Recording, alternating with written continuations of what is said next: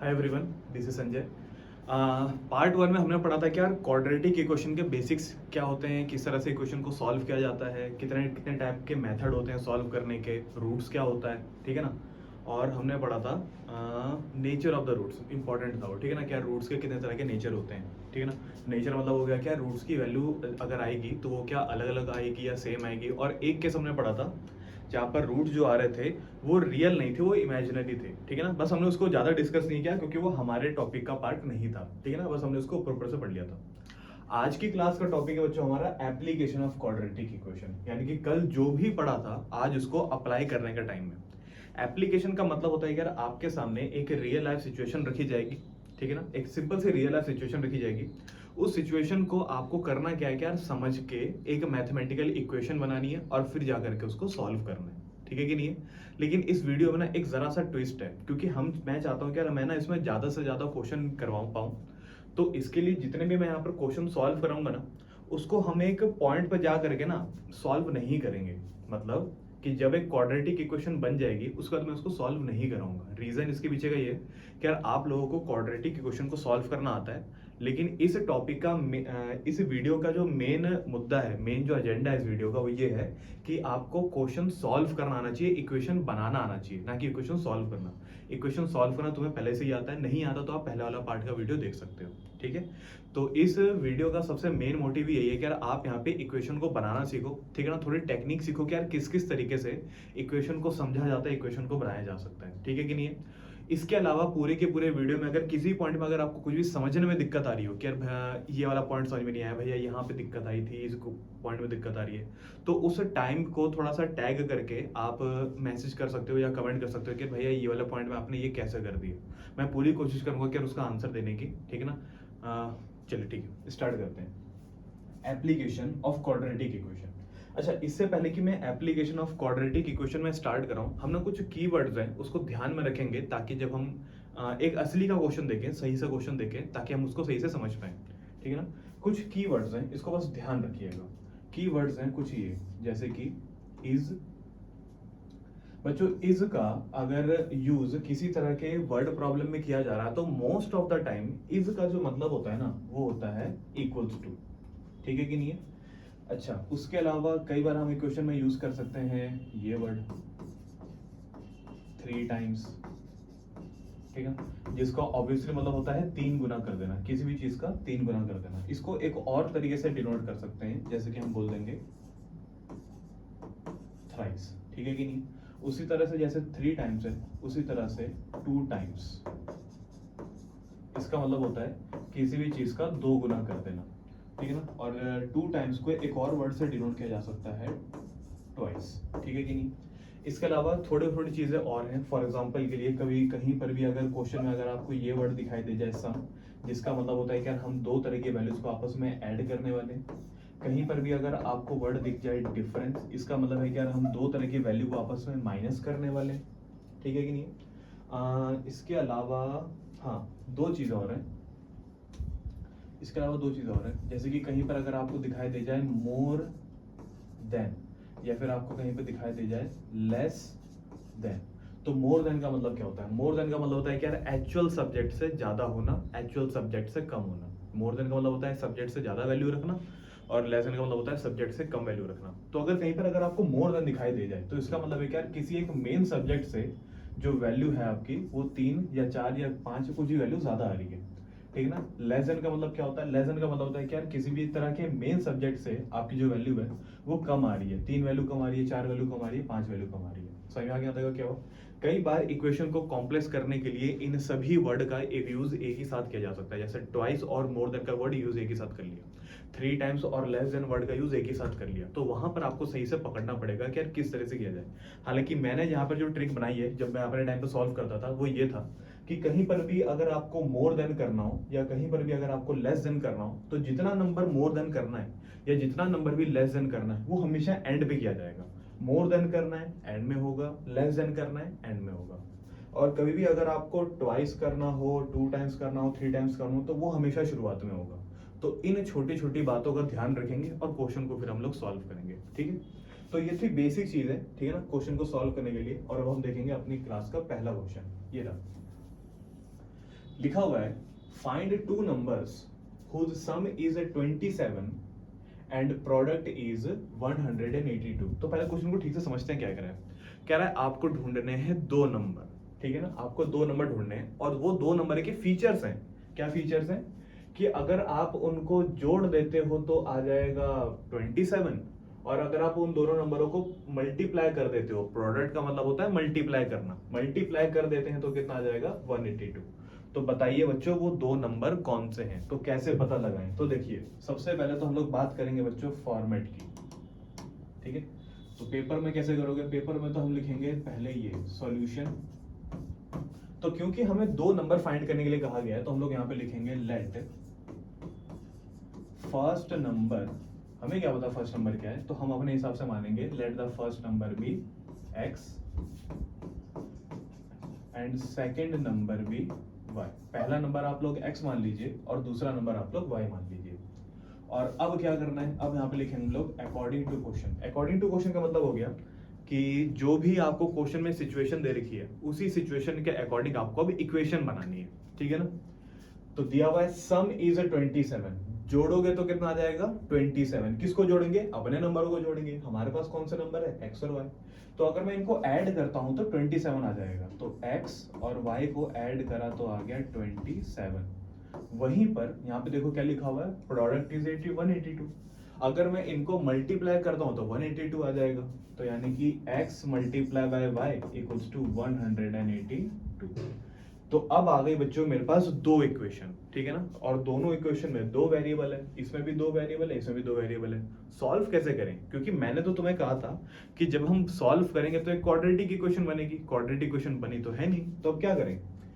तो इस वक्त आपको कुछ ऐसा करना है कि दोनों के दोनों इक्वेशन आपस में मिल करके एक सिंगल इक्वेशन बन जाए, क्योंकि अलग अलग इक्वेशन चलेगी तो काम नहीं बनेगा, एक सिंगल इक्वेशन चाहिए सॉल्व करने के लिए, ठीक है ना। और उस इक्वेशन बस एक ही वेरिएबल चलना चाहिए, दो वेरिएबल नहीं चलने चाहिए। तो ऐसा क्या करें कि भाई एक ही वेरिएबल आ जाए, दो वेरिएबल का टंटा भी खत्म हो जाए और एक इक्वेशन मिले हमें। तो क्या करें, सबसे सिंपल तरीका है सब्स्टिट्यूशन मेथड। एक जगह से वैल्यू उठा करके दूसरी जगह पर पुट कर डालो, इसको कहा जाता है सब्स्टिट्यूशन मेथड। कैसे करें अप्लाई, तो सब्स्टिट्यूशन मेथड अप्लाई करने का तरीका है कि यार यहाँ पे आप देखो x और y दोनों दिखाई दे रहा है, वहां पर भी x और y दोनों दिखाई दे रहा है। तो एक जगह से x निकाल के दूसरी जगह पे x को रिप्लेस कर दूंगा, या एक जगह से y निकाल के दूसरी जगह के y को रिप्लेस कर दूंगा। तो मैं यहाँ से y निकाल रहा हूँ, कैसे निकालोगे y, प्लस का x वहां पे जाते क्या हो जाएगा माइनस का x, और बच्चों ये निकल गई y। और अब आपकी जो y की वैल्यू निकली है, बस कुछ नहीं करना है, इस y की वैल्यू को चुपचाप जा करके इस जगह पे पुट कर दो। और ये करते समय क्या करना पड़ेगा बच्चों, इक्वेशन बनानी पड़ेगी। इसको मानना पड़ेगा इक्वेशन 1 और इसको मानना पड़ेगा इक्वेशन 2। और क्योंकि ये वाली वैल्यू मैं यहाँ पे प्लग इन करने वाला हूं, तो यहाँ पे मुझे लिखना पड़ेगा put value of equation 1 in equation number 2। मतलब जो भी आपने इक्वेशन नंबर 1 से वैल्यू निकाली है, अब आप उसको जाकर के इक्वेशन नंबर 2 में पुट कर दो। तो होगा क्या, होगा ये कि यार x तो है वो x ही रहेगा, बस अब आप यहाँ पे y नहीं लिख सकते, अब आपको यहाँ पर y के बदले लिखना पड़ेगा 27 माइनस x। तो 27 माइनस x लिख दिया गया, किसके बराबर 182। अब क्या करें, मल्टीप्लाई करो, ब्रैकेट को अंदर अंदर मल्टीप्लाई करो, एक बार 27 के साथ एक बार x के साथ। तो 27 के साथ करेंगे तो 27x, x के साथ करेंगे तो x स्क्वायर इक्वल्स टू 182, ठीक है ना। अभी क्वेश्चन बन जाएगी बस एक सेकंड में, सबको उठा करके दूसरी तरफ ले जाओ। तो यहाँ पर बचेगा 0 और दूसरी तरफ क्या आ जाएगा, दूसरी तरफ आ जाएगा ये प्लस का x स्क्वायर, जब वहां जाएगा तो सॉरी माइनस का x स्क्वायर वहां जाएगा तो बनेगा प्लस का x स्क्वायर, प्लस का 27 वहां पे जाएगा तो बनेगा माइनस का 27x, और 182 वहां पर पहले से ही था तो यहाँ पर आएगा प्लस का 182। और अब जो आप देख पा रहे हो बच्चों, इसको कहा जाता है क्वाड्रेटिक इक्वेशन। इसको सॉल्व करोगे तो आपको दो वैल्यूज मिलेगी, ठीक है कि नहीं है, वो दो ही वैल्यूज x की वैल्यू को रिप्रेजेंट कर रही होगी। समझ में आता है क्या हुआ। तो जैसे कि मैंने कहा था कि यार इस वीडियो का मेन पर्पस है कि यार इक्वेशन को सॉल्व नहीं कराना, इक्वेशन बनाना, क्योंकि इक्वेशन को सॉल्व करना बड़ा इजी है। पिछले पार्ट में हमने यही सीखा था कि यार इक्वेशन को सॉल्व कैसे किया जाता है।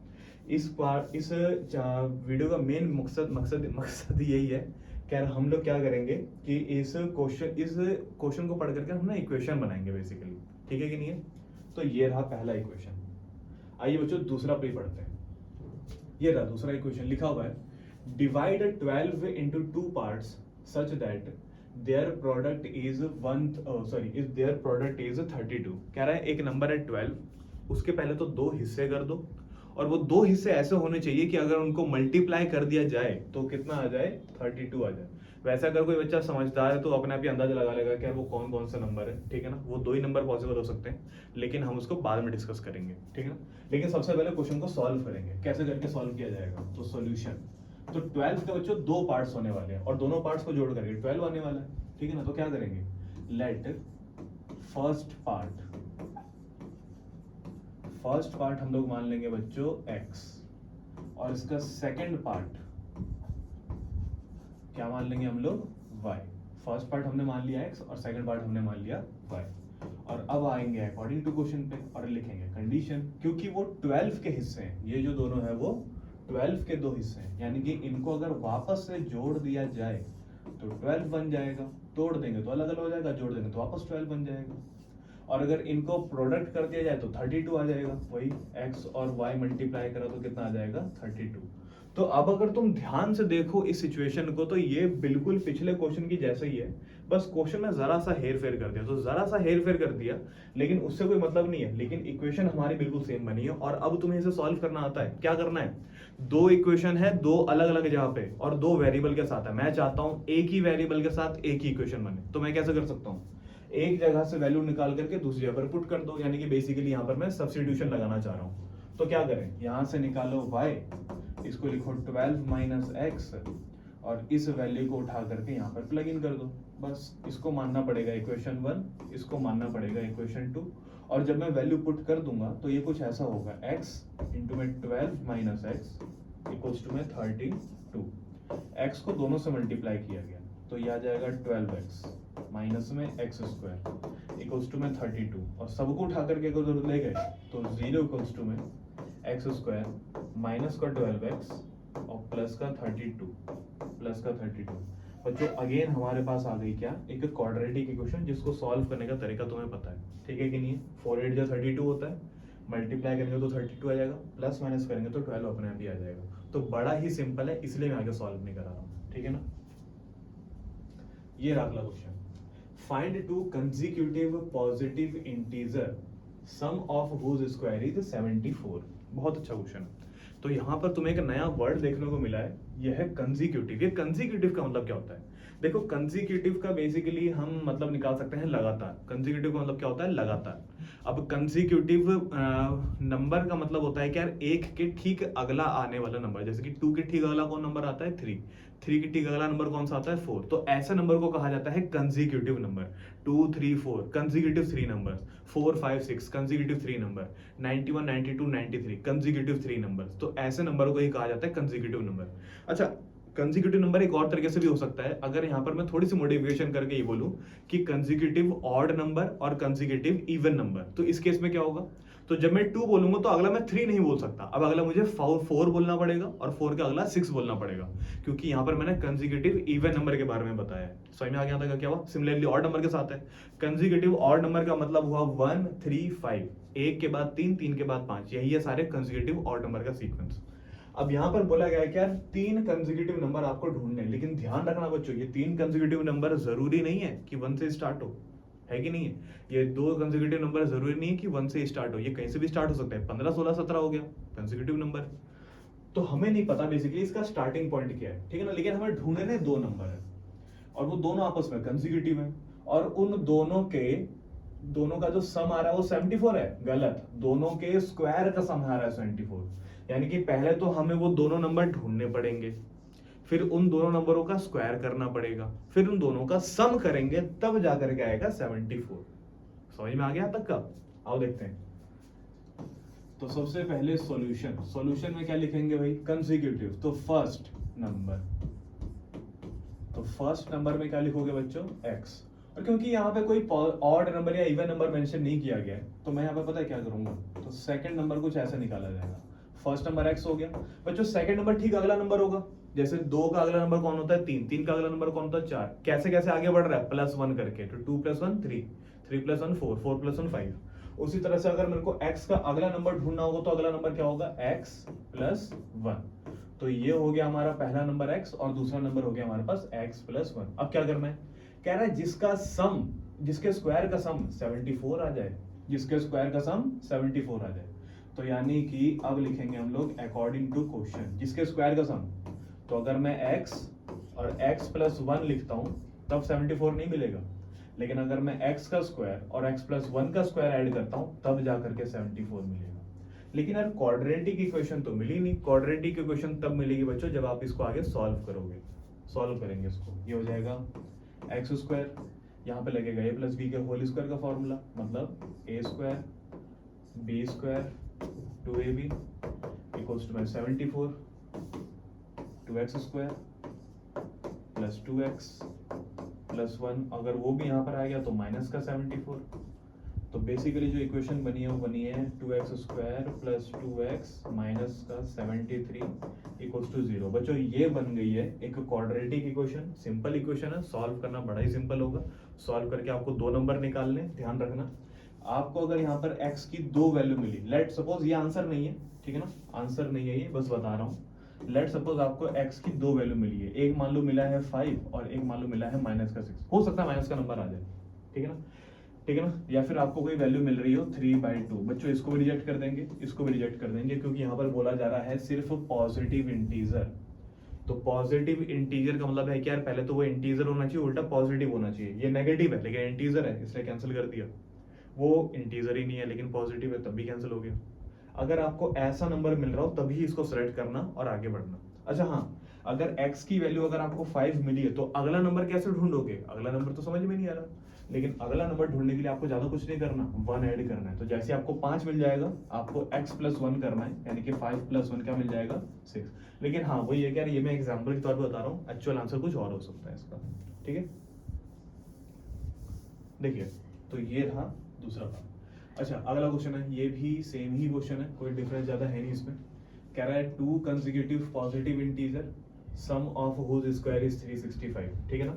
2 पॉजिटिव इंटीजर है और दोनों के स्क्वायर का सम कितना आ रहा है 365। तुम चाहो तो इसको डायरेक्ट भी सॉल्व कर सकते हो, लेकिन पेपर में सही से सॉल्व करना है। तो एक को मैं मान लूंगा x, एक को मानना पड़ेगा x प्लस 1, लेकिन दोनों के स्क्वायर का सम 365 आ रहा है, यानी कि आपको पहले तो दोनों के स्क्वायर करने पड़ेंगे और फिर उनका सम 365 के बराबर लिखना पड़ेगा।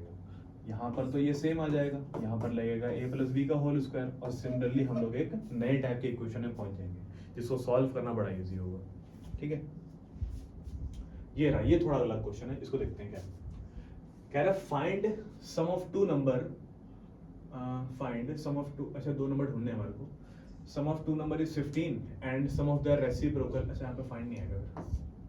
सम of 2 number is 15 and sum of their reciprocal is 3/10, find the number. अच्छा रेसिप्रोकल का मतलब क्या होता है? रेसिप्रोकल का मतलब बेसिकली होता है कि यार नंबर को उल्टा पुल्टा कर देना, ठीक है ना। फॉर एग्जांपल के लिए नंबर लिखा हुआ है 2/3, उसको उल्टा कर दोगे तो हो जाएगा 3/2, रेसिप्रोकल हो गया, उल्टा हो गया, ठीक है कि नहीं।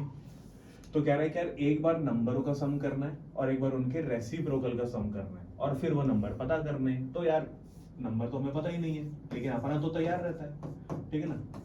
फर्स्ट नंबर हम लोग मान लेंगे x और सेकंड नंबर हम लोग मान लेंगे y।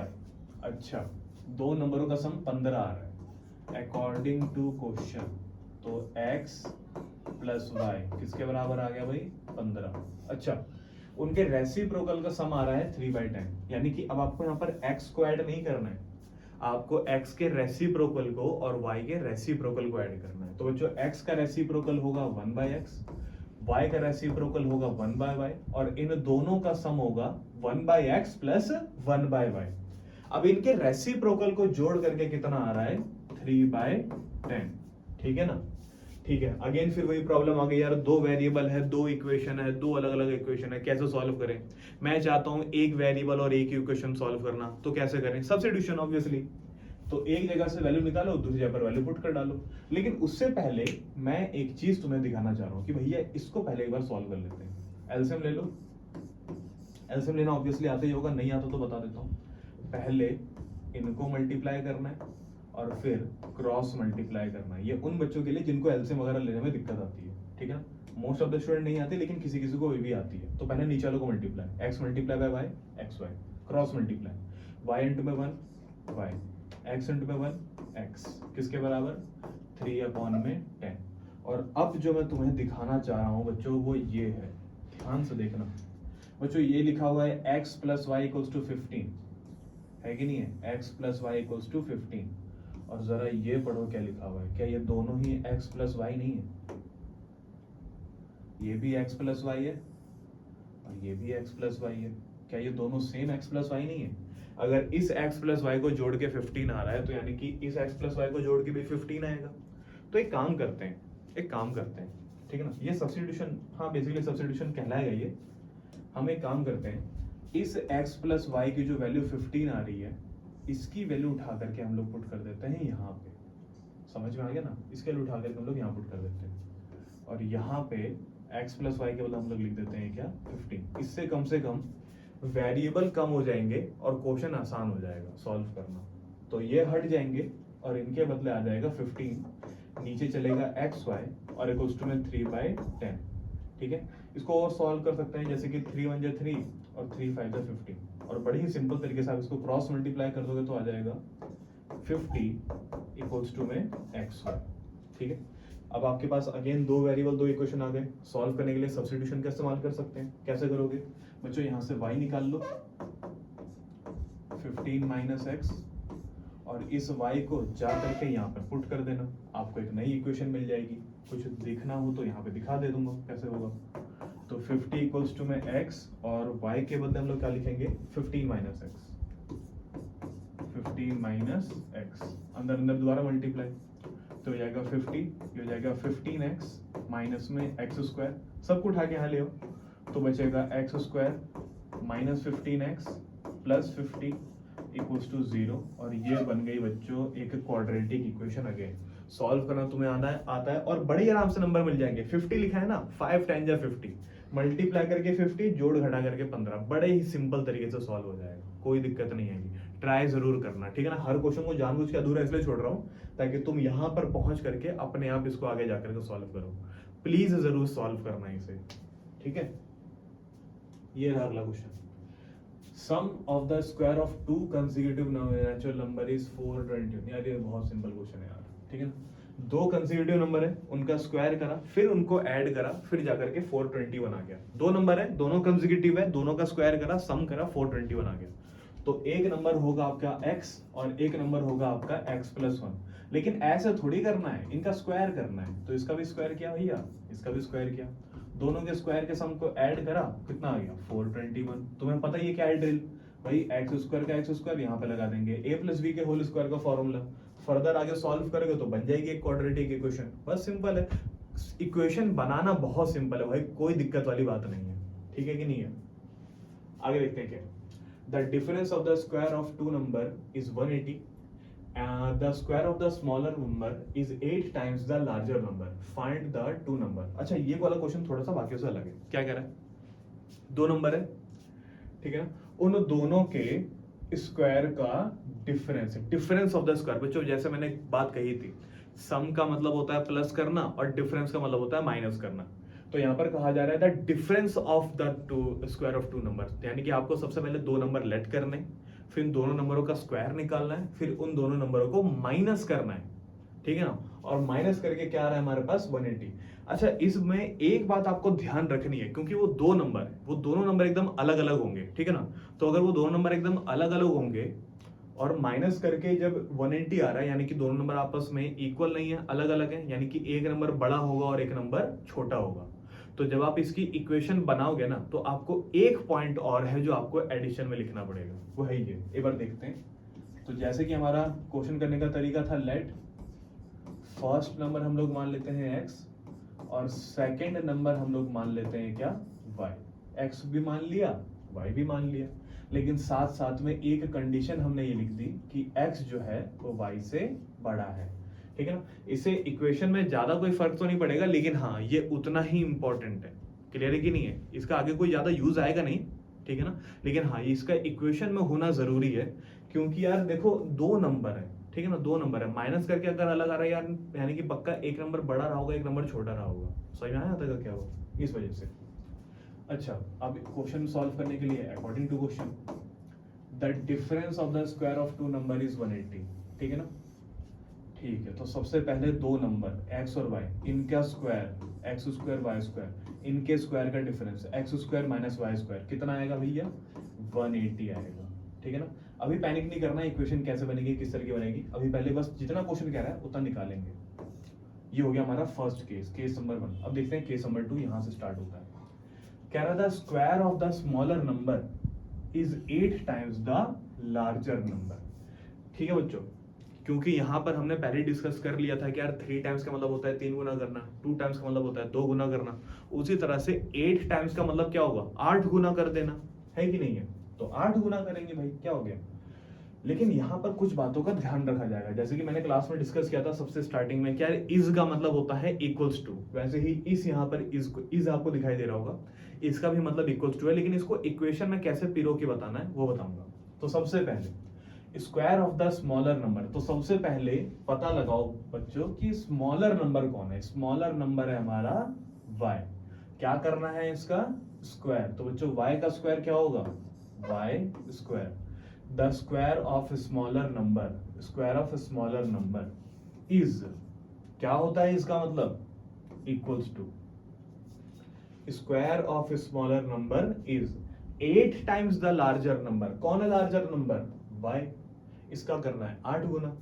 तो the square of smaller number is 8 times the larger number, यानी कि y स्क्वायर किसके बराबर आ जाएगा, 8x के बराबर। समझ में आ गया, नहीं समझ में आया तो एक बार रिप्ले करके चेक कर लेना, ठीक है। तो x square minus y square बराबर 180 and y square equals to 8x। तो क्या करें, कैसे करें कि एक इक्वेशन में आ जाए और दो वेरिएबल आपको ना देखने पड़े। तो सिंपल है, इसको मान लो इक्वेशन 1, इसको मान लो इक्वेशन 2, और एक चीज जरा ध्यान से देखो कि दोनों के पास ही y स्क्वायर है, दोनों y स्क्वायर सेम होंगे, तो यहां से मैं y स्क्वायर हटा दूंगा और इस y स्क्वायर के बदले हम लोग क्या लिख देंगे, 8x, ठीक है कि नहीं है। तो पुट इक्वेशन नंबर 2 से निकाली हुई वैल्यू इन इक्वेशन नंबर 1, तो यहां पर x स्क्वायर का x स्क्वायर ही रहेगा, बस y स्क्वायर हटा के क्या लिख देंगे, 8x। किसके बराबर चल रहा होगा, 180 के बराबर। 180 को भी यहां ले आओ, तो x square minus 8x minus 180 equals to 0, और बन गई हमारे पास एक क्वाड्रेटिक इक्वेशन, ठीक है कि नहीं है। इस इक्वेशन को सॉल्व करना बड़ा ही आसान है मेरे हिसाब से, मैक्सिमम बच्चे थोड़ा दिमाग लगाएंगे तो उसको आराम से सॉल्व कर लेंगे, ठीक है ना। 10 और 18 करके दो नंबर आएंगे और उनको आप सॉल्व कर लेना, ठीक है। सिंपल है, ज्यादा मुश्किल नहीं है, ठीक है। अगला question, 2 number is differ by 3 and the product is 504, find the number. यार ये मैं तुम्हारे भरोसे छोड़ रहा हूँ, कसम से बोल रहा हूँ, बहुत इजी क्वेश्चन है, इसमें एफर्ट लगाना कोई क्या बड़ी बात नहीं है। दो नंबर है, दोनों नंबरों का डिफर मतलब होता है माइनस, मतलब x माइनस वाई बराबर में 3 आ जाएगा, और उनका प्रोडक्ट किसके बराबर आ जाएगा, 504, यानी कि x इंटू वाई बराबर 504। एक जगह से इक्वेशन निकालो, दूसरी जगह पर इक्वेशन की वैल्यू पुट कर दो, सब्स्टिट्यूशन वगैरह कर के एक सिंगल इक्वेशन मिलेगी, सॉल्व कर लेना। सिंपल है, आराम से सॉल्व कर सकते हैं, ठीक है कि नहीं है। अगला देखते हैं क्या लिखा हुआ है, अ 2 डिजिट नंबर। हाँ ये है एक अच्छा क्वेश्चन, ठीक है ठीक है ठीक है, 3 क्वेश्चन अच्छे क्वेश्चन है, ठीक है। तो बच्चों सबसे पहले ना इस क्वेश्चन को समझने से पहले एक सिंपल सा कंसेप्ट है, पहले वो समझते हैं। जो नंबर होता है, एक होता है नंबर और एक होता है डिजिट, दोनों में डिफरेंस होता है। नंबर का क्या मतलब होता है, नंबर का मतलब होता है बेसिकली नंबर, काउंटिंग नंबर 1 2 3 4 5 6 7 8, ठीक है कि नहीं है, 38 39 40। अब ये जो नंबर होते हैं ना, कई बार इन नंबरों का ना कुछ हिस्सा, कुछ पार्ट्स होता है नंबर को, अगर आप ध्यान से देखोगे ना, इसके पार्ट्स होते हैं। फॉर एग्जांपल के लिए 38, बच्चों ये जो 38 है ना, ये 2 पार्ट्स में है। कौन कौन से 2 पार्ट्स हैं इसके, एक पार्ट है इसका 3 और एक पार्ट है इसका 8। बच्चों ये जो 3 और 8 है, इनको कहा जाएगा डिजिट्स, और अगर 3 और 8 आपस में मिक्स हो जाते हैं, तो मिल जाते हैं, तो इनको बोला जाता है नंबर, यानी कि डिजिट्स, ठीक है ना। डिजिट्स जो है वो जुड़ करके क्या बनाते हैं, नंबर बनाते हैं। क्लियर कि नहीं। बेसिकली आप ऐसा कर सकते हो कि digits are the building block of a number, digits जुड़ करके क्या बनाया जाता है, नंबर बनाया जाता है। तुमने सुना भी होगा ना कि क्या कहते हैं, जो फोन नंबर होता है, फोन नंबर होता है और 10 डिजिट का होता है, 10 डिजिट का फोन नंबर, ठीक है ना, 16 डिजिट का अकाउंट नंबर, ठीक है कि नहीं है? 15 डिजिट का ये नंबर, वो नंबर। तो ये नंबर जो होते हैं ना, नंबर किससे मिलकर के बने होते हैं? डिजिट से मिलकर के बने होते हैं, ठीक है ना? बिल्डिंग ब्लॉक जो बेसिक यूनिट्स होते हैं उनको कहा जाता है डिजिट, ठीक है? तो अब इसमें बेसिक दिक्कत क्या है, पता है क्या दिक्कत है? ये तो जब तक हमें बस नंबर ढूंढने के लिए कहा जाता था, हम बोलते थे कि हाँ let the number be x, let the number be y. लेकिन अब आपको नंबर थोड़ी ढूंढना है बच्चों, अब आपको नंबरों के अंदर डिजिट्स को भी ढूंढना है। अब नंबरों के अंदर डिजिट्स कैसे ढूंढा जाएगा? तो एक बच्चा ऐसा सोचता है कि अरे भैया आसान तो है, एक काम करते हैं, जो नंबर होता है वो डिजिट से मिल करके बना होता है। तो हम लोग ऐसा मान लेते हैं कि उसका जो यूनिट प्लेस वाला नंबर है वो x है और टेंस प्लेस वाला नंबर जो है वो y है, ठीक है ना? तो अब ये देखने के लिए एकदम ठीक लगेगा, लेकिन जब आप इसको अलजेब्रिकली यूज करोगे तो ये नंबर कुछ ऐसा दिखाई देगा yx, और yx का अलजेब्रिकली मतलब होता है मल्टीप्लाई, ना कि कोई एक नंबर। इस y और x को अलजेब्रिकली ये समझा जाएगा कि यार y और x आपस में मल्टीप्लाई हो रहे हैं, ना कि आपको यहाँ पर कोई डिजिट का सेंस बनाया गया। तो यानी कि अगर आपको डिजिट्स मानने हैं, डिजिट्स के बेसिस पे नंबर मानना है, तो उसका एक अलग तरीका है। क्या तरीका है? उसके लिए एक छोटा सा एग्जांपल समझेंगे। यानी कि ये जो तरीका मैंने अभी बताया ना, ये एकदम गलत है, ऐसा करना ही नहीं है पेपर में, ध्यान रखना इस बात का। ये बिल्कुल भी नहीं करना है। क्या आपने यूनिट प्लेस को x मान लिया, टेंस प्लेस को y मान लिया, फिर yx लिख दिया? यार ऐसे नहीं लिखना होता है। अगर मैं 3 और 8 को लिखूंगा ना, तो कभी मैं इसको मल्टीप्लाई नहीं करूंगा। ये 3 और 8 हमेशा ही अलग अलग रहेंगे। हाँ, साथ में पढ़ करके 38 जरूर बोला जाएगा, लेकिन कभी भी मल्टीप्लाई नहीं होंगे। लेकिन यहाँ पर yx का सेंस ही मल्टीप्लाई का बन रहा है। तो ऐसा क्या करें कि डिजिट भी बन जाए, अलग भी रहे और नंबर भी सेंस बना रहा हो? ऐसा क्या करें? तो उसके लिए एक सिंपल तरीका है, वो हम समझते हैं। क्या करना है? तो देखो यार, सिंपल तरीका है ये, कौन है वो समझेंगे हम लोग। तो लेट सपोज कि यार मेरे पास एक नंबर है 38। तो सबसे पहले आप पता है क्या करो, इस नंबर में से डिजिट्स को अलग अलग करो, 3 को अलग करो, 8 को अलग करो। तो अगर मैं 38 को अलग अलग करके लिखूंगा तो ये हो जाएगा हमारे पास कुछ 30 प्लस में 8। तो अब अगर आप ध्यान से देखो, तो जो इसका यूनिट प्लेस का नंबर है और जो इसका टेंस प्लेस का नंबर है, जो यूनिट प्लेस का नंबर है वो अब अलग हो चुका है। जो 8 है वो 38 में से अलग हो चुका है, सेपरेट है। अब मेरे को 3 को भी सेपरेट करना है। तो 3 को सेपरेट कैसे करेंगे? क्या मैं 30 को लिख सकता हूँ 10 इंटू में 3 और प्लस में 8? क्लियर है कि नहीं? तो अब अगर आप ध्यान से देखो तो यहाँ पर मैंने ना सेपरेट कर लिए। ये यूनिट प्लेस का नंबर है, ये भी सेपरेट हो गया। ये टेंस प्लेस का नंबर है, ये भी सेपरेट हो गया। और कमाल की बात है कि अगर आप इसको वापस से सॉल्व करोगे ना, तो आपको नंबर 38 वापस से मिल जाएगा। कैसे करके? 3 10 जा 30, 30 प्लस में 8 38, वापस से नंबर मिल जाएगा। समझ आता है क्या हुआ? तो सबसे बढ़िया तरीका है कि यार इन दोनों डिजिट को अलग अलग कर दो, सेपरेट कर दो, और उसके बाद इसको लेट करो। अब लेट कैसे करेंगे? तो ये तो मैंने नंबरों में समझाया था, ठीक है ना?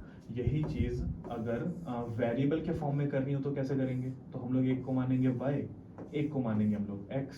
क्लियर है कि नहीं? और फिर जैसे ये नंबर है, इन्हीं पोजीशन पे इनको प्लेस कर देंगे। तो यानी कि नंबर जो लिखा जाएगा वो क्या लिखा जाएगा? वो ऐसे लिखा जाएगा कि जो यूनिट प्लेस वाला नंबर है वो अकेला आता है, और जो टेंस प्लेस का नंबर है वो 10 के साथ आता है। तो यूनिट प्लेस का नंबर x है तो वो अकेला आएगा, और टेंस प्लेस का जो नंबर है y वो 10 के साथ आएगा। और अब जो आपको दिखाई दे रहा है बच्चों, ये है एक 2 डिजिट वाले नंबर को रिप्रेजेंट करने का तरीका, जहां पर x is showing the unit place digit and y is showing the tens place digit. तो अगर आप समझ पा रहे हो इसको, तो इसी तरह के नंबर को हमको यूज करना ही ना इक्वेशन। समझ में आ गया यहाँ तक का क्या हुआ? नहीं आए तो एक बार रिवाइंड करके दोबारा देख लेना। मैं एक बार इसको फटाफट से समझा देता हूँ। शॉर्टकट ये है कि आपको यूनिट प्लेस x मानना है, टेंस प्लेस y मानना है। यूनिट प्लेस अकेला लिखा जाएगा, टेंस प्लेस 10 के साथ लिखा जाएगा, और दोनों जब इकट्ठे लिखे जाएंगे तो वो बनेगा हमारे पास क्या? नंबर। अब इसका यूज कैसे कैसे करना है, पेपर में क्वेश्चन जब आएगा तो वो कैसे कैसे करके पूछा जाएगा। तो देखो 2 तरीके से आएंगे, यहाँ पर भी 2 तरीके से पूछा जा सकता है। एक, जब क्वेश्चन बोलेगा कि digits are this, digits are that, digits are something, clear है, तब हम वहां पर x और y का इंडिविजुअल यूज करेंगे। लेकिन अगर क्वेश्चन करेगा कि यार number is this, number is that, तो उस केस में हम लोग नंबर का इस्तेमाल करेंगे। तो यानी कि जब क्वेश्चन कहेगा डिजिट्स के बारे में, तब हम लोग y और x का इस्तेमाल सेपरेट करेंगे, और जब क्वेश्चन कहेगा नंबर का इस्तेमाल करने के लिए, तब हम 10y प्लस एक्स का इस्तेमाल पूरा एक साथ किया जाएगा। क्लियर है कि नहीं है?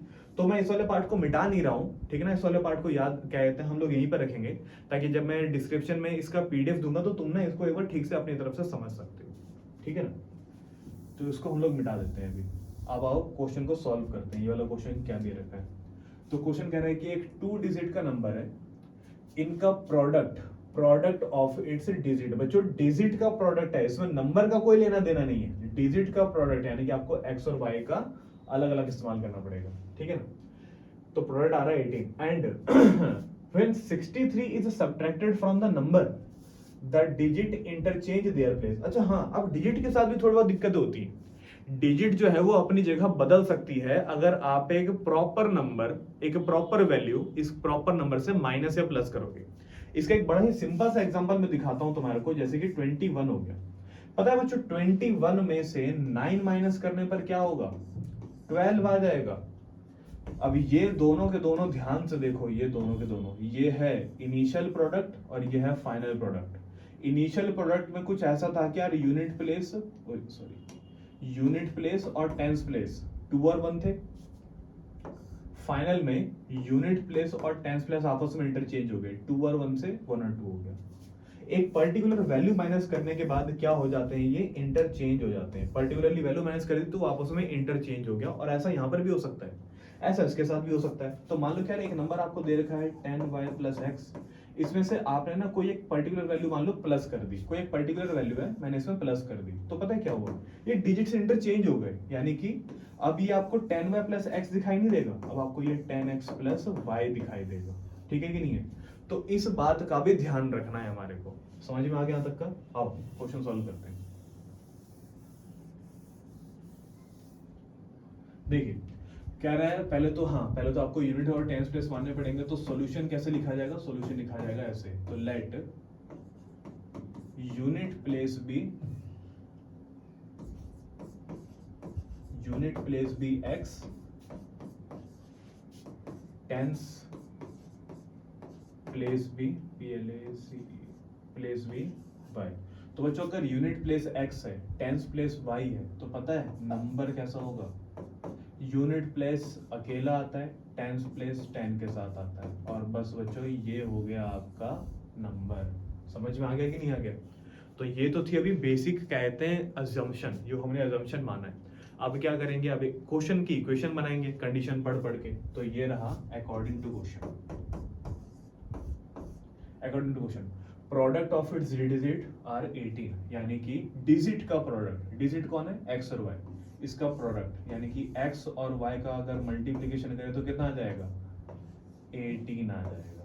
समझ में आया तक क्या हुआ? और जब आप अपने नंबर में से 63 माइनस कर दोगे तो नंबर इंटरचेंज हो जाएंगे। तो यार मेरा नंबर है कौन सा?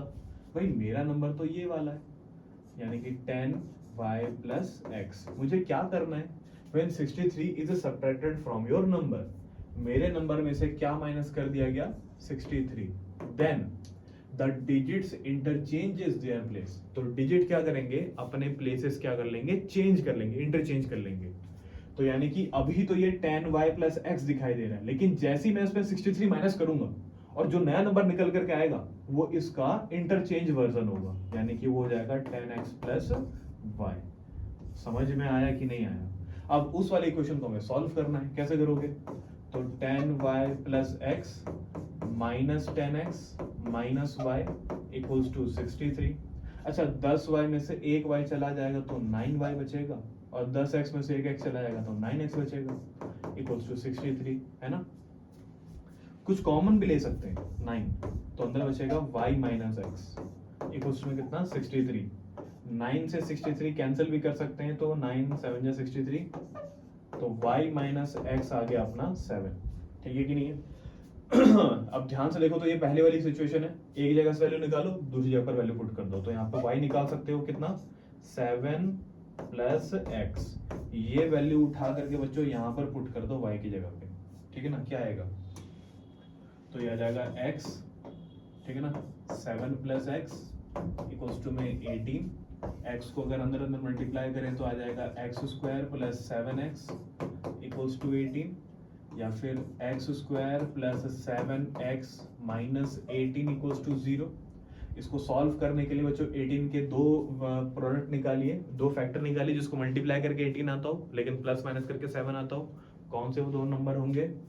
9 2 जा 18, तो x square plus 9x minus 2x minus 18 equals to 0। Common लो, कॉमन लो, क्या कॉमन ले भाई? x प्लस 9, 2 कॉमन लो, x प्लस 9 इक्वल्स टू में 0, x प्लस 9 निकाल करके कर दिया एक जगह, दूसरी जगह पर क्या बचेगा? x माइनस 2 इक्वल्स टू में क्या? 0। अब या तो x प्लस 9 इक्वल्स टू 0 या तो x माइनस 2 इक्वल्स टू 0, या तो x के बराबर में आएगा माइनस का 9 या तो x के बराबर में आएगा 2।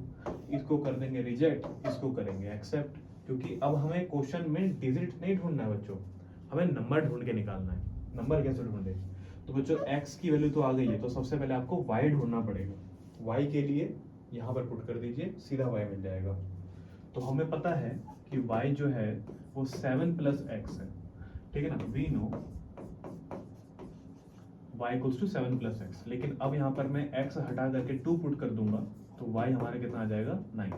तो अब बच्चों मेरे पास x भी आ गया और अब मेरे पास y भी आ गया, लेकिन नंबर नहीं आया। नंबर कैसे लेके आओगे भैया? नंबर तो नंबर पता है कैसे आएगा? नंबर तब आएगा जब आप उसमें यूनिट प्लेस और टेंस प्लेस की जगह पर वैल्यू पुट करोगे। तो बच्चों हमने यूनिट प्लेस माना था x और टेंस प्लेस माना था y। x हमारा निकला है 2, y हमारा निकला है 9। तो यूनिट प्लेस की जगह पर 2, टेंस प्लेस की जगह पर 9। तो जिस नंबर की बात हो रही थी वो नंबर था 92, ठीक है ना? आई होप कि आपको ये वाला पार्ट समझ में आ गया होगा।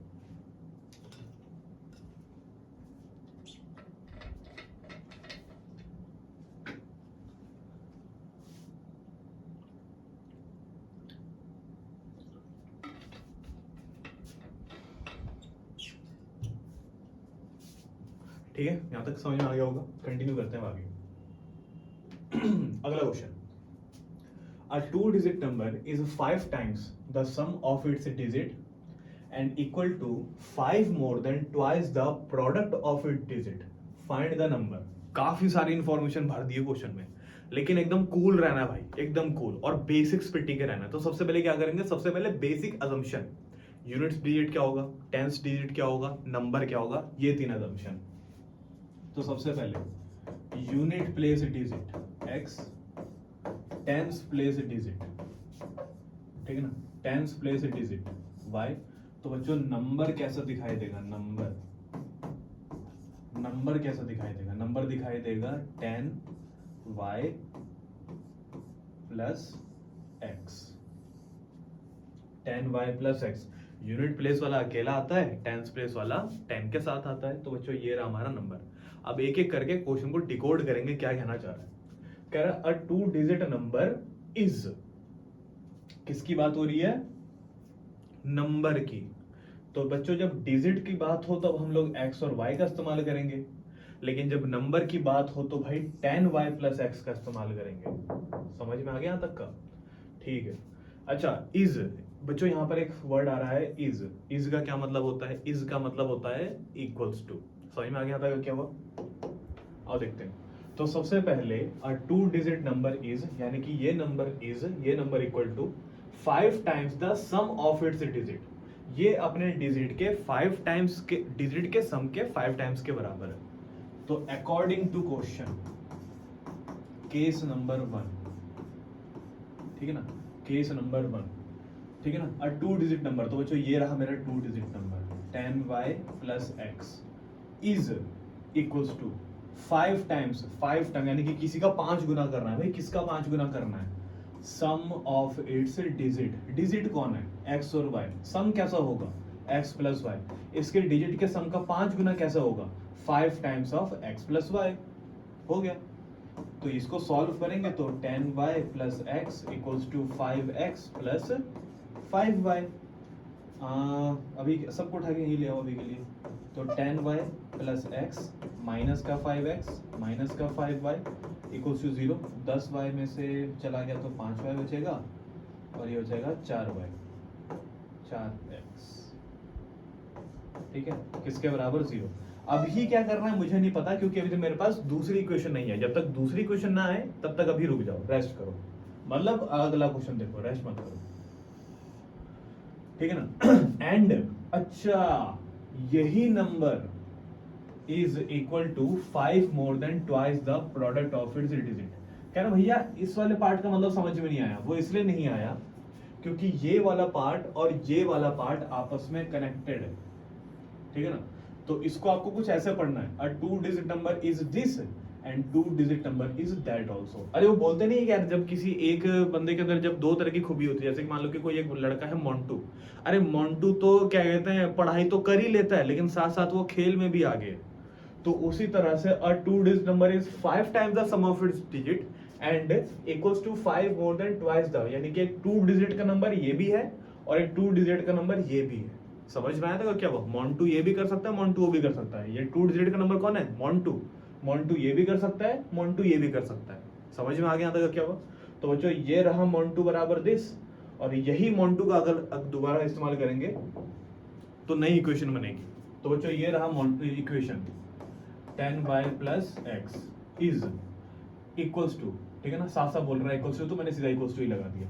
5 मोर देन, जैसे कि क्लास के शुरुआत में बात हुई थी बच्चों, मोर देन हो या लेस देन हो, ठीक है कि नहीं है। चाहे मोर देन बोला जाए चाहे लेस देन बोला जाए, जो भी किया जाएगा सब्जेक्ट के पीछे किया जाएगा। तो सब्जेक्ट कौन है अभी नहीं पता है, लेकिन अगर 5 मोर देन करना है तो मैं सब्जेक्ट के पीछे करूंगा। सब्जेक्ट अब देखेंगे क्या है। सब्जेक्ट है ये 5 more then what, twice the product of the digits. इसको पढ़ो क्या लिखा हुआ है, product of the digits. Digits क्या है हमारे पास, एक्स वाई। प्रोडक्ट क्या होगा, सॉरी डिजिट्स क्या हमारे पास, एक्स एंड वाई। प्रोडक्ट क्या होगा, एक्स वाई, उसका ट्वाइस। तो एक्स वाई का ट्वाइस क्या होगा, 2xy, ठीक है। Product of the digits twice the product of the digit, 5 more than twice the product of the digit. समझ में आया कि नहीं आया? Product of the digit twice the product of the digit, 5 more than twice the product of the digit. अरे वैसे ही बिल्कुल कहते हैं अय्यर चन्ना स्वामी मुत्तुस्वामी वेणुगोपाल, बिल्कुल ऐसे ही है, ठीक है कि नहीं है। ये रहा। अच्छा अब इसको कैसे सॉल्व करें भाई, कैसे सॉल्व करें मैं बताता हूँ। इसको यार अब आगे आप ना सॉल्व नहीं कर पाओगे, आपको दूसरी इक्वेशन की हेल्प लेनी पड़ेगी। तो ये हो जाएगा 2xy, थोड़ा अच्छे से लिख दिया बस, और कुछ नहीं। अब आप इस इक्वेशन की हेल्प लो ताकि वहां पर आप वैल्यू पुट कर पाओ, ठीक है कि नहीं है। तो यहाँ से आप चाहे तो x निकाल लो चाहे तो y निकाल लो, मैं y निकाल लूंगा।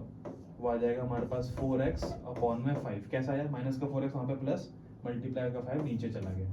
तो बच्चों इस y की वैल्यू जो है ना वो अब हम उठा करके जहां जहां पे अब हमें y दिखाई दे रहा है वहां पे हम लोग पुट कर देंगे, ठीक है। तो जो नई इक्वेशन निकल करके आएगी वो कुछ ऐसी होगी, 10 इंटू में क्या था, 4x upon 5 plus x equals to 2x, 4x upon में 5 प्लस 5। बच्चों 5 से 10 काट सकते हैं दो बारी में, तो हो जाएगा 8x plus x equals to 2 4 the 8x square upon में 5 प्लस में 5, ये हो जाएगा 7x, ठीक है ना। ये हो जाएगा 8x स्क्वायर, ये हो जाएगा 25 अपॉन में 5 cross multiply 35x equals to 8x square plus में 25, या फिर 0 इक्वल्स टू में 8x स्क्वायर प्लस में 25 माइनस में 35x, या फिर अच्छा जगह ही नहीं बची, या फिर अरे मतलब आगे पीछे करना है, 8x square minus 35x plus 25 equals to 0। बच्चों ये बन गई अब आपके सामने एक क्वाड्रेटिक इक्वेशन सॉल्व करके, जैसे पिछला क्वेश्चन कराया था ना, x और y पता लगा करके y भी नंबर पता लगाना, बिल्कुल यहाँ पर भी वही चीज फॉलो करनी है।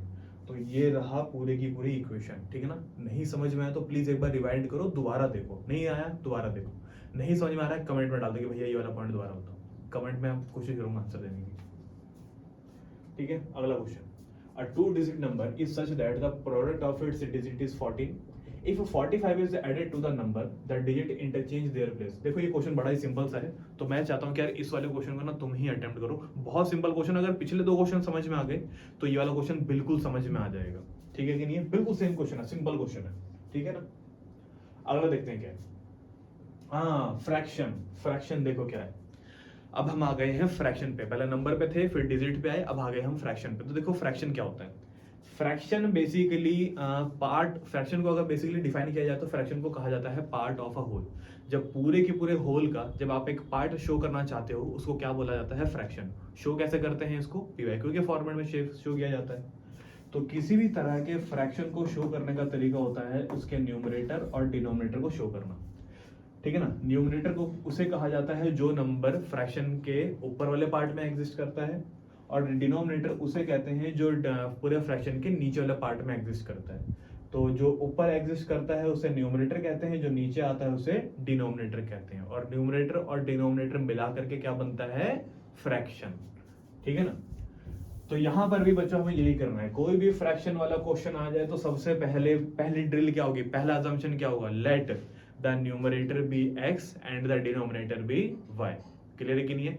And the fraction is this. Assumption सबसे पहले करना है, पैनिक नहीं करना है, बस अजम्पशन सबसे पहले करना है। ठीक है ना? तो सॉल्यूशन लेट न्यूमरेटर कितना मान लो बच्चों? x, डिनोमिनेटर कितना मान लो? y। तो फ्रैक्शन कैसा होगा? Then fraction will become x upon में y। समझ में आएगी नहीं आए? ये तीन assumption है और इन तीनों को करना जरूरी है। अब आगे देखते हैं क्या है। The denominator of a fraction is, अरे यार यहाँ पे तो लिखा ही नहीं है क्या बोलता है ना, ये टाइप करने वाला भैया ने बड़ी गलती कर दी। Is dash more than twice the numerator. अच्छा यहाँ पे कुछ लिखा नहीं है तो 2 मान लेते हैं अभी के लिए। ठीक है ना? वैसे यहाँ पे कुछ ना कुछ लिखा होता था लेकिन टाइपिंग में शायद मिस्टेक हुई है, तो यहाँ पर मुझे अभी 2 करना पड़ेगा बस अभी समझने के लिए। ठीक है ना? कह रहा था denominator of a fraction is 2 more than twice the numerator of a fraction if the sum of the fraction and its reciprocal is वो 2 होल 16/21। Find the fraction. समझ में आ गया क्या हुआ? तो क्या करेंगे? 2 केस बनाएंगे, उनके बेसिस पे इक्वेशन सॉल्व करेंगे। तो सबसे पहला case number 1 according to question, और केस नंबर 1। आओ बच्चों केस नंबर 1 सॉल्व करते हैं। केस नंबर 1 यहां से पहले फुल स्टॉप तक क्या लिखा है? Denominator of a fraction is, what is the denominator of a fraction? We have y। Denominator of a fraction is, बच्चों इज का क्या मतलब होता है? Equals to 2 more than. बच्चों 2 मोर देन का क्या मतलब होता है? 2 मोर देन का मतलब होता है 2 ज्यादा हो जाना, सब्जेक्ट से 2 ज्यादा हो जाना। ठीक है ना? कोई भी एक सब्जेक्ट है उसमें से 2 ज्यादा हो गया उसे कहा जाएगा 2 more then. 2 more then what? किसी का कोई ना कोई तो सब्जेक्ट रहा होगा ना। 2 more then what? 2 more than twice the numerator. Twice का मतलब क्या होता है? 2 गुना होता है। न्यूमरेटर कौन है? x है। तो ट्वाइस द न्यूमरेटर क्या हो गया? 2x हो गया। सिंपल है। तो ट्वाइस द न्यूमरेटर यानी कि 2 टाइम्स ऑफ x। तो denominator is 2 more than twice the numerator. बन गई पहली इक्वेशन। इसका यूज कैसे करेंगे इसको पता लगेगा हमें केस नंबर 2 को देख करके। केस नंबर 2, ठीक है? जो देखिए केस नंबर 2 क्या देखा है? केस नंबर 2 दिया हुआ ये, if the sum of the fraction and its reciprocal is ये। कह रहा है अगर आप फ्रैक्शन और फ्रैक्शन के रेसिप्रोकल का सम कर दो तो ये कुछ भयंकर सा बन करके आ जाता है। तो फ्रैक्शन है हमारे पास x अपॉन में y, इसका रेसिप्रोकल होगा y अपॉन में x। और अगर आप इन दोनों फ्रैक्शन के रेसिप्रोकल को ऐड करोगे तो आ जाएगा 2 16/21। ठीक है कि मिक्स्ड फ्रैक्शन है वो 2 16/21। तो कह रहा है भैया अब दिमाग लगाओ, अब इस क्वेश्चन को सॉल्व करो। तो कैसे करेंगे? तो देखो सबसे पहले ना हम इस वाले पार्ट को सॉल्व करेंगे और उसके बाद इसका यूज कैसे किया जाएगा यहाँ पे वो देखेंगे। तो सबसे पहले भैया एलसीएम ले लो। एलसीएम लेकर के नीचे आ जाएगा एक्स वाई, क्रॉस मल्टीप्लाई क्या बनेगा? एक्स स्क्वायर, यहाँ पे क्या बनेगा? वाई स्क्वायर इक्वल्स टू में कितना? 42 प्लस 16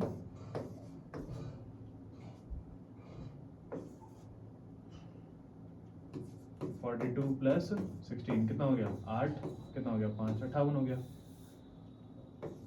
ठीक है, कट तो नहीं सकता है तो इतने में ही काम चलाना पड़ेगा हमें। ठीक है, अच्छा अब ये बड़ी भारी भरकम सी इक्वेशन बन गई है। अब क्या करना है, मैं बताता हूँ क्या करना है।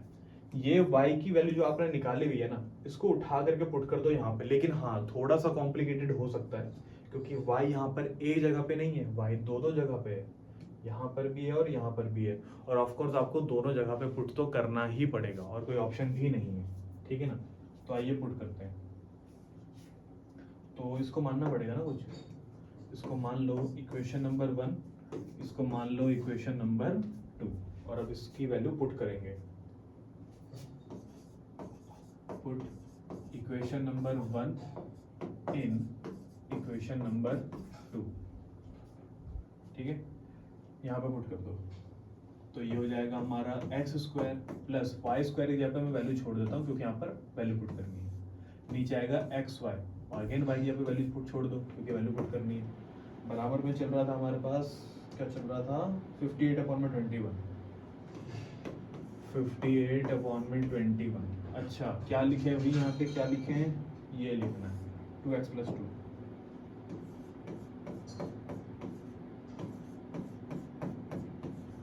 ठीक है, अच्छा a + b का होल स्क्वायर, अरे यार a + b का होल स्क्वायर, तो ये हो जाएगा x स्क्वायर, ये हो जाएगा 4x²। ठीक है ना, प्लस में 4 और प्लस में 2 × 4 और 4 × 8x। ठीक है, नीचे क्या चलेगा, नीचे चलेगा 2x² प्लस में 2x इक्वल्स टू में 58/21। ठीक है ना, अच्छा 4x² और x² आपस में कर दो ऐड, तो क्या आ जाएगा 5x² प्लस 4 प्लस 8x। नीचे क्या आएगा बच्चों 2x², अच्छा इसमें तो क्या होगा 2² प्लस में 2x। ठीक है, इक्वल्स टू में 58/21। देखो अब तो और कुछ नहीं कर सकते, कुछ ऐड वर्ड नहीं हो सकता, तो अब यहाँ पे क्या करना पड़ेगा, क्रॉस मल्टीप्लाई। ठीक है कि नहीं है,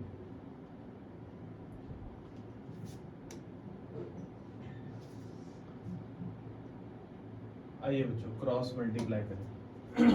तो यहाँ पे क्या होगा, यहाँ पर हो जाएगा 105 x²। ठीक है ना, प्लस में 84 प्लस में 168x इक्वल्स टू में 58 को इन दोनों से मल्टीप्लाई, तो कितना हो जाएगा भाई 116 x² प्लस में 116x। ठीक है, अब इन सबको उठा करके वहाँ ले जाओ, तो यहाँ पर बचेगा 0 और वहाँ पे आ जाएगा 116 x², 116x, 105 x², 84x, 168x। ठीक है ना, और बराबर में क्या आएगा 0। इन सबको उठा करके वहाँ भेज दिया क्योंकि मेरे को देखो, मैंने कल ही बात करी थी कि मुझे x² वाला जो पार्ट है ना वो मुझे हमेशा पॉजिटिव चाहिए। तो जहां पर x² वाला पार्ट ग्रेटर है सबको उधर ही उठा के ले जाओ, बाकी सब नेगेटिव वेगेटिव में आए उससे कोई दिक्कत नहीं है, x² वाला पार्ट पॉजिटिव होना चाहिए। ठीक है ना, तो 0 इक्वल्स टू में, तो बच्चों 116x² और 105x² माइनस करेंगे तो कितना बचेगा 116 में से, ठीक है ना, कितना बचेगा 5, 6 में से 5 गया 1। ठीक है ना, 11x², 116x और हो रहा माइनस था। ठीक है ना, 168 इनको करना पड़ेगा माइनस, आओ माइनस करते हैं। तो बच्चों 168 में से 16 माइनस करेंगे, 8 में से 6 गया 2, 6 में से गया तो 5 माइनस का, और क्या बच गया 84 माइनस का 84। इससे तो कोई माइनस होने वाला है नहीं, तो बच्चों ये बन गई एक क्वाड्रेटिक इक्वेशन। ठीक है ना, ये बन गई एक क्वाड्रेटिक इक्वेशन। इसको सॉल्व करना है, इसको सॉल्व करके आपको वैल्यू निकाल लेनी है x। कोशिश करने की यार x की एक पॉजिटिव वैल्यू ही चुनो, अगर 2 पॉजिटिव वैल्यू आ रही है तब भी कोई दिक्कत नहीं है। ठीक है कि नहीं है, अच्छा अब उसके बाद क्या करना है, जैसे मान लो फॉर एग्जाम्पल के लिए आपको x की वैल्यू मिल गई 3, एग्जाम्पल के लिए 9 मिल गई, चलो x की वैल्यू आपको मिल गई 9, आपको क्या करना है, यहाँ पे पुट करके आपको y भी निकाल लेना है, तो y निकल जाएगा। लेकिन क्वेश्चन आपसे y जानना ही नहीं चाह रहा है, क्वेश्चन जानना ही नहीं चाह रहा है कि बेटा आपके पास x आ रहा है या y आ रहा है। क्वेश्चन जानना चाह रहा है कि भैया मुझे क्या मतलब x और y क्या है, न्यूमरेटर डिनोमिनेटर क्या है, मुझे तो बताइए फ्रैक्शन क्या है, फ्रैक्शन बताना है क्वेश्चन को। तो फ्रैक्शन दिखाने के लिए क्या करोगे, x अपॉन में y, 9 अपॉन में 20, बस यही होगा तुम्हारा आंसर। लेकिन दोबारा बता रहा हूं, ये एक अजम्पशन है, एक्चुअल आंसर हो सकता है इससे बिल्कुल अलग हो, वो तभी आपको पता लगेगा जब आप ये वाला इक्वेशन सॉल्व करके दिखाओगे। समझ में आ गया यहां तक का? ठीक है, अगला क्वेश्चन देखते हैं। अरे यार ये दोबारा आ गया, consecutive such that the sum of the square of the first. अरे ये बड़ा आसान क्वेश्चन है इन, हाँ ये अच्छा क्वेश्चन है एक, ठीक है ना। चलो थोड़ा आगे तो बढ़े। देखिए क्या लिखा हुआ है, एक क्लास के टेस्ट में the sum of Himanshu's marks in mathematics and English. Himanshu नाम का कोई एक लड़का है, उसके मैथमेटिक्स और इंग्लिश के मार्क्स को जोड़ करके 30 आ रहा है। He had got 2 marks more than in mathematics and 3 marks less than in English. The product of their marks would have been 210. Find his marks in 2 subject। देखो यार, सबसे पहले तो हिमांशु नाम का एक कोई लड़का है, बढ़िया लड़का होगा, उस लड़के के मैथमेटिक्स और इंग्लिश के मार्क्स अगर जोड़ दिया जाए तो आ जाएगा 30। लेकिन अगर उसके मैथमेटिक्स में 2 नंबर ज्यादा आ जाते और इंग्लिश में 3 नंबर कम आ जाते, तो उनके मार्क्स का जो प्रोडक्ट होता वो कितना आ जाता, 210 आ जाता। तो पता लगाइए कि मैथमेटिक्स में कितने मार्क्स आए हैं और इंग्लिश में कितने मार्क्स आए हैं, ठीक है कि नहीं है। तो यार हमें क्या पता कितने आए हैं, तो हम तो एक ही चीज करेंगे ना यार, हमें तो लेट ही करना आता है। अब लेट करते हैं, तो let mathematics marks in maths कितना मान लेंगे, x, ठीक है ना। मार्क्स इन इंग्लिश कितना मान लेंगे, y। अच्छा, मार्क्स आ रहा है इसका 30, तो according to question x plus y किसके बराबर आ जाएगा, 30 के बराबर। यहां तक समझ में आ गया, ठीक है। अगला कह रहे कि अगर यह है बच्चों केस नंबर 1, ध्यान रखना केस नंबर 1 कह रहा है अगर इसके मैथमेटिक्स में 2 नंबर ज्यादा आ जाते और इंग्लिश में 3 नंबर कम आ जाते, तो दोनों का जो प्रोडक्ट होता नंबरों का वो 210 आ जाता। तो अभी तो इसके मैथ की है केस नंबर 2, अभी तो इसके मैथमेटिक्स में आ रखे हैं x, लेकिन क्वेश्चन कहता है कि अगर मान लो x से हट करके अगर x प्लस 2 आ जाते और इंग्लिश में y से हट करके y माइनस 3 आ जाते, और अब अगर आप इनका प्रोडक्ट करते तो 210 आ जाता। यानी कि x प्लस 2 को अगर मैं y माइनस 3 से मल्टीप्लाई करता तो 210 आ जाता। समझ में आ गया यहाँ तक क्या हुआ। वही ये दोबारा 2 वेरिएबल 2 इक्वेशन है, लेकिन मुझे एक वेरिएबल में एक ही इक्वेशन चाहिए सॉल्व करने के लिए। तो कैसे करें मैं बताता हूँ, एक जगह से निकालो दूसरी जगह पर पुट कर दो। ये हमारे लिए कोई पहली बारी तो है नहीं, तो यहाँ से हम लोग निकालेंगे y इक्वल्स टू में 30 माइनस एक्स, ये वैल्यू हम लोग पुट कर देंगे यहाँ, ठीक है ना। तो मानेंगे फर्स्ट और इसको मानेंगे सेकंड, ठीक है ना, और पुट कर देंगे first in second, put first in second. क्या होगा ये वाला, ये हो जाएगा x प्लस 2, पहले ब्रैकेट में तो पहले तो कोई चेंज नहीं आएगा, दूसरे ब्रैकेट में y हटा देंगे और वहां पे लिखेंगे 30 माइनस एक्स, माइनस का 3 इक्वल्स टू में 210, ठीक है। अच्छा ये हो जाएगा हमारे पास x प्लस 2, ये हो जाएगा 27 माइनस एक्स इक्वल्स टू में 210। अब इन दोनों ब्रैकेट्स को ना मल्टीप्लाई करना है, मतलब x प्लस 2 और 27 माइनस एक्स वाले ब्रैकेट को मल्टीप्लाई करना है और एक इक्वेशन बनानी है। मल्टीप्लाई करना आता है सबको, ठीक है, एक एक करके मल्टीप्लाई करना होता है। तो 27x माइनस में एक्स स्क्वायर प्लस में 54 माइनस में 2x इक्वल्स टू में कितना आ जाएगा, 210 आ जाएगा, ठीक है ना। अच्छा किस किस को इन दोनों को सॉल्व कर सकते हैं, तो हो जाएगा हमारा 25x minus x square plus 54 equals to 210, सबको उठा करके वहाँ ले जाओ, तो एक्स स्क्वायर 25x माइनस 54 और प्लस का 210, इन सबको उठा करके वहाँ लेके चला गया, तो यहाँ पर बचेगा 0।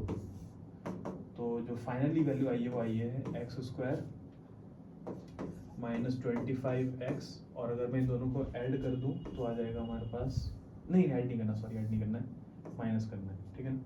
तो कितना आएगा, 10 में से 4 गया तो 6, और कितना 10 में से अगेन ये गया तो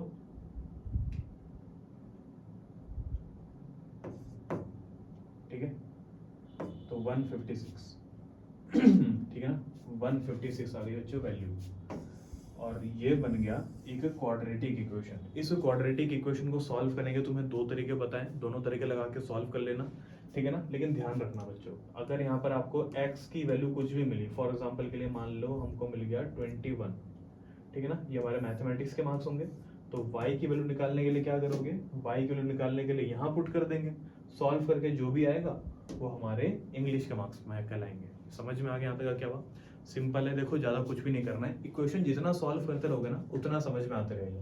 तो देखो जैसे मैंने पहले बताया था कि यार हम बस ना इक्वेशन सॉल्व करेंगे, ठीक है ना, इक्वेशन तक लेके आएंगे, बाकी का काम तुम्हारा है, बाकी इसके बाद तुम्हें ही सॉल्व करना पड़ेगा बच्चों, ठीक है।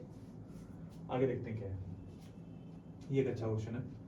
A cottage industry produces a certain number of pottery, ठीक है ना, articles in a day. Pottery article का मतलब होता है मिट्टी का सामान, ठीक है ना, मिट्टी के बर्तन वर्तन जो भी होते हैं,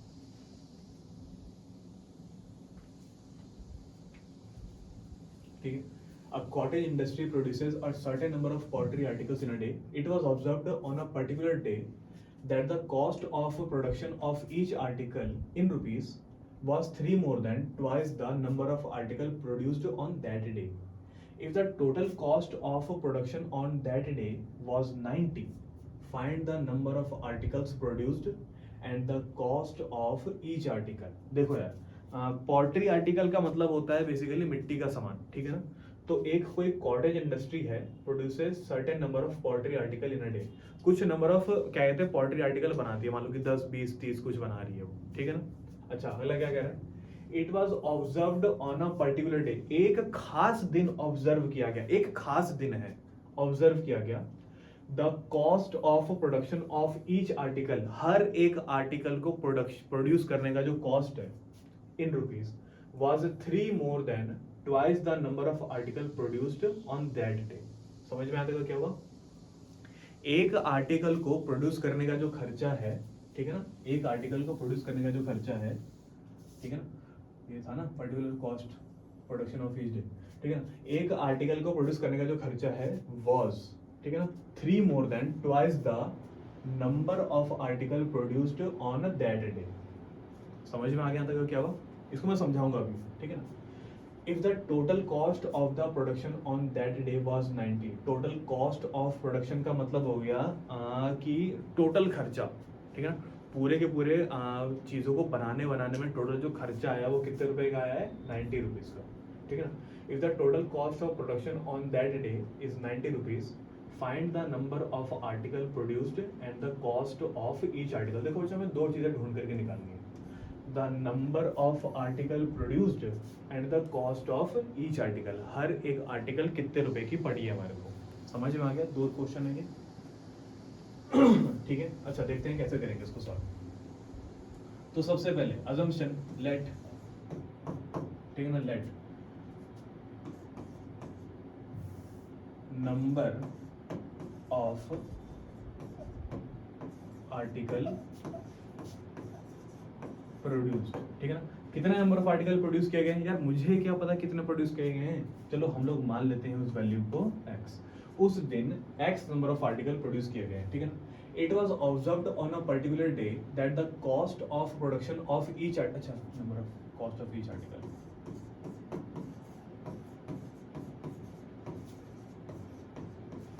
ठीक है ना, एक आर्टिकल कितने रुपए की है हमारे पास, y रुपए की है, ठीक है ना। It was observed on a particular day that the cost of production of each article, ठीक है ना, जो y है, y according to question, case number 1, cost of production of one article one article यानी कि y, cost of production of one article, एक article को produce करने की कॉस्ट कितने रुपए आ रही है, y रुपए आ रही है। अच्छा ये वॉज आ गया है, पता है बच्चों, 3 वर्ड होते हैं, इज, वॉज और विल, ठीक है ना। इन तीनों का ही मतलब होता है equals to, is, was, will, इन तीनों का ही मतलब होता है इक्वल्स टू। ये प्रेजेंट में होता है, ये पास्ट में होता है और ये फ्यूचर में होता है, ठीक है कि नहीं है। तो यहाँ पर जो वॉज है ना, इसका मतलब भी इक्वल्स टू ही है। तो the cost of production of each article was, यहाँ पर बच्चों वॉज का मतलब इक्वल्स टू है, ठीक है ना। 3 मोर देन, बच्चों 3 मोर देन मतलब क्या, 3 ज्यादा, एक सब्जेक्ट से, सब्जेक्ट की वैल्यू से 3 ज्यादा होना चाहिए। तो जो भी कोई एक सब्जेक्ट रहा होगा उससे 3 ज्यादा मिल रहा है। कौन सा सब्जेक्ट क्या है, लेकिन सब्जेक्ट क्या है, 3 मोर than, twice the number of article produced on that day. उस दिन कितने आर्टिकल प्रोड्यूस हुए थे, एक्स आर्टिकल, ठीक है कि नहीं है। उसके दुगने से 3 ज्यादा, ठीक है ना। आर्टिकल कितने प्रोड्यूस हुए थे, एक्स, इसका ट्वाइस क्या होगा, 2x, और उसके 2x से भी 3 ज्यादा उस दिन की कॉस्ट थी बच्चों। ये जो y है एक कॉस्ट है, और एक पर्टिकुलर दिन पता लगाया गया, एक पर्टिकुलर दिन पता लगाया गया कि जो कॉस्ट है एक आर्टिकल को प्रोड्यूस करने की, वो नंबर ऑफ आर्टिकल प्रोड्यूस्ड से के दुगने से भी 3 ज्यादा है। समझ में आया तक क्या हुआ, तो ये है। अब आगे देखते हैं क्या है, कह रहा है if the total cost of production on that day was 90। Total cost of production कैसे निकालोगे, देखो बच्चों, टोटल कॉस्ट ऑफ प्रोडक्शन निकालेंगे हम लोग ऐसे करके कि यार हमने कितने नंबर ऑफ आर्टिकल बनाए हैं और एक आर्टिकल कितने रुपए का हमारे को पड़ा है। फॉर एग्जांपल के लिए मान लो कि आपकी ना एक तरह की एक इंडस्ट्री है, ठीक है ना। वो इंडस्ट्री क्या करती है, ये पेन बनाती है। तो इस पेन बनाने, एक पेन बनाने का जो खर्चा आता है मान लो 5 रुपए का आता है, ठीक है। और उस दिन आप लोगों ने कुल मिलाकर के 100 पेन बनाए। तो ये बताइए कि उस दिन का टोटल खर्चा कितना आया होगा, 500 रुपए। एक पेन 5 रुपए का और हमने बनाए 100 पेन, तो हमारे को कितने रुपए का पड़ा है, वो 500 रुपए का। उसी तरह से क्या बोला जा रहा है, पता लगाया गया कि the total cost of production, case number 2, total cost of production कैसे पता लगाओगे, cost of article multiply by number of article, है कि नहीं है बच्चों। टोटल कॉस्ट हमें पता लगा है 90 रुपीज, कॉस्ट ऑफ आर्टिकल पता है कितना है, y रुपए, नंबर ऑफ आर्टिकल कितना प्रोड्यूस किया गया है, x रुपए। लेकिन वही दिक्कत आ गई ना, क्या दिक्कत आ गई कि 2 वेरिएबल 2 इक्वेशन, एक जगह से उठाओ दूसरी जगह पर पुट कर दो। लेकिन सबसे इंपॉर्टेंट बात है कि यार आपको ये वाला पार्ट समझ में आया कि नहीं आया, ठीक है कि नहीं, नहीं आया तो एक बार रिमाइंड करके देख सकते हैं। तो y का मतलब क्या है, cost of each article, 2x का मतलब क्या हुआ है, number of article produced on that day, ठीक है, नंबर ऑफ आर्टिकल प्रोड्यूस्ड। एक पर्टिकुलर दिन पता लगाया गया कि एक आर्टिकल को प्रोड्यूस करने का जो खर्चा है, ठीक है ना, वो नंबर ऑफ आर्टिकल के दुगने से भी 3 ज्यादा है, ठीक है ना। तो एक बार आप एक काम करना, अगर ये समझ में नहीं आ रहा तो इस क्वेश्चन को ना एक बार पढ़ते पढ़ते पढ़ते एक बार देख लेना, एक बार अपने अभी दिमाग में क्लिक जरूर कर जाएगा। अभी के लिए क्या करेंगे, अभी के लिए y की वैल्यू उठा करके हम लोग पुट करेंगे। तो 9t इक्वल्स टू में कितना, 2x प्लस 3 और मल्टीप्लाई बाई x। तो ये आ जाएगा हमारे पास कुछ 90 इक्वल्स टू में 2x स्क्वायर प्लस में 3x, ठीक है कि नहीं। इसको थोड़ा सा और सॉल्व करोगे तो एक क्वाड्रेटिक में ही बना देता हूँ, 2x square plus 3x minus में 90। तो बच्चों ये बन गई है एक क्वाड्रेटिक इक्वेशन। इस क्वाड्रेटिक इक्वेशन को सॉल्व करने के लिए आपको एक फैक्टराइजेशन का मेथड इस्तेमाल करना है, बहुत इजी तरीके से हो जाएगा बोला, ठीक है। कितने रह गए भाई, अभी तो बहुत रह गए, 31 है। तो बच्चों एक काम करते हैं, ये वाला पार्ट हम लोग अभी यहीं पे खत्म करते हैं। इसका दूसरा पार्ट जो आएगा उसमें हम एप्लीकेशन के दूसरे पार्ट को एक्सप्लोर करेंगे, ठीक है ना। फिलहाल के लिए भी जितने भी क्वेश्चन करा दिए गए हैं, इन सारे के सारे क्वेश्चनों को सही से प्रैक्टिस करना, और जब इसका दूसरा पार्ट आ जाए तब तक पहले वाले पार्ट से सारे के सारी चीज़ों को ठीक से समझ करके अपने डाउट निकाल करके कमेंट में डाल देना, ठीक है जी। चलिए, ऑल द वेरी बेस्ट।